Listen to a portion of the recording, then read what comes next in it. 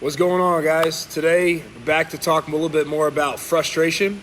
Yesterday, we talked about two basic kinds of frustration. Talked about one yesterday. We're going to talk about the other one today. The one is when you're frustrated, and you probably really shouldn't be because you haven't put in any of the work and you're expecting results that you have not done what needs to be done to get those results, all right? So we talked about that in yesterday's video. We're moving on now to frustration that might actually be warranted, all right? So what happens when you hit that dreaded progress wall, right? You start something new, you do all this research online, instead of spending your time online in the comments section like I almost did before making this video, almost got sucked in but said, nope, not doing it, pulling back out of here, and I'm gonna make this video. So get out of the comments section. That was an old video. That's the key to happiness, to stay out of the comments section. Enough with the rabbit trail, all right? So frustration. You get online, you find exactly the information on the diet, the exercise program, whatever it is you're trying to work on. You do all this research, you get it all together, you get ready, you implement a plan. Boom, you start the workout, you start the nutrition, you start whatever it is, and you are going to see progress. It's happening because you're consistent. You're working out minimum 3 days a week like we talked about. You're buying healthy food, you're eating healthy food, you've made some changes out of the Uber Eats lunch that costs $75 for $25 worth of food, and then, skipping breakfast because intermittent fasting and, whatever else you were doing. Now you're eating a few meals a day, you got some healthy food, some greens in there, some plants, some protein, some good fats, all that stuff. You've made some changes based on what you read or whatever you decided to try. Maybe you started doing at-home workouts or running or some online workout videos with minimal equipment, or maybe you joined the gym, whatever it is, and a couple months go by and you saw progress, and then boom, you hit that wall, right? It's going to happen. It always does. It doesn't matter what program, it doesn't matter what exercise it is, it doesn't matter what you're doing. You make changes and then you hit that wall, right? And it stops, and you're like kind of frustrated. You're like, what's going on? I'm doing everything right. And all of a sudden it just stops. Well, I'm here to tell you that is 100% normal, not a problem, right? Not a problem. What happens and how we react, that is going to be what either keeps us where we are or keeps us progressing forward, right? So what happens when you get frustrated because what used to work doesn't work? Well, by now things move fast, right? Life comes at you fast.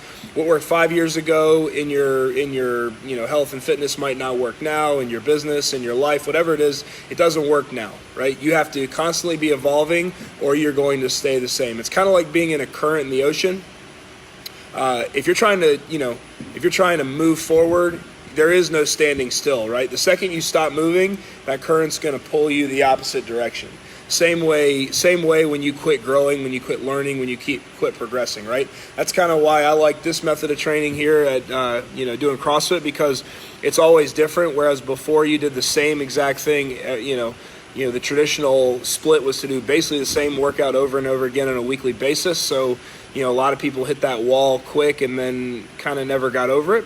In here, you're doing something different combination of movements and times and things and, exercises and, all different stuff all the time. So it's really easy to continue to see progress, but that's why I kind of stuck with this. I've been doing this for 11 or 12 years now. I've hit walls occasionally, but even now I'm still seeing progress in things that I had never seen progress in, or I had stopped with progress before CrossFit, and then I'm still seeing progress now, right?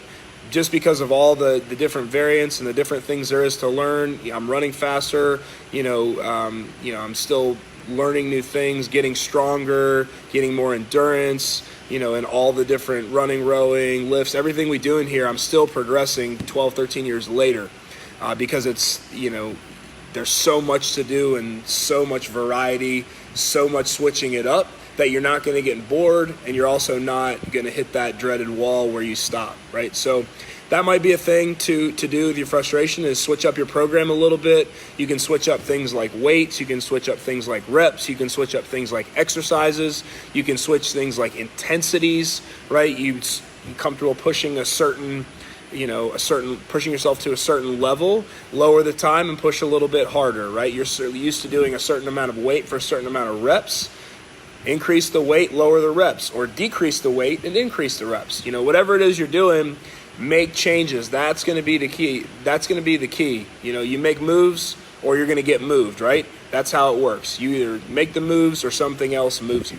As far as nutrition goes, maybe you went from a focus on nothing, like, eating one big fast food meal out a day and then maybe having a snack here and there, or maybe not even that. And then maybe you decided, hey, I'm going to try and eat a certain amount of vegetables every day, or I'm going to try and, not eat fast food, right? So you quit eating fast food, you lose a little bit of weight, like the way you look. But once you've done that, now you didn't really replace that with the right things, but that little change helped. Now a couple months, now we got to make more changes, right? So now you read somewhere that, plant-based is cool. So then you eat all these vegetables and you find that you're getting hungry and bloated and you're in the bathroom all the time. So maybe you want to pull back a little bit from that. So then you read that, it's good to get anywhere from 0.8 to 1.2 grams of protein per pound of body weight. And you're like, okay, I'm going to start focusing on my protein.